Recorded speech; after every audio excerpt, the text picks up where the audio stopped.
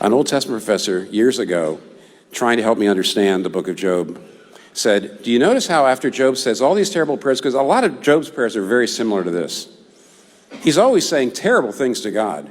But at the very end, God says, Job has honored me. And he actually turns to Job's friends and says, you better ask Job to pray for you or I'm going to smite you. Job has honored me and you have not. And the Old Testament professor said, why in the world, after all those terrible prayers, would God say, Job honored me? And he says, the answer is, they were prayers. You see, Job was being angry and he was complaining and he was being angry, but he was being angry and complaining to God. He never walked away from God.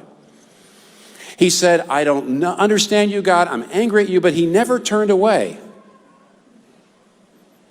He stayed with God when he was getting nothing out of it, which means in the end, Satan was defeated. And what's happening here is this man, even though he is not in any way praying the way he ought to pray, he's still praying. He says, darkness is my closest friend, but he's saying it to God, which means Satan is defeated. Which means when you go through darkness, if you don't feel God's there, but you hold on anyway and you say, you know what? You're God and I'm not.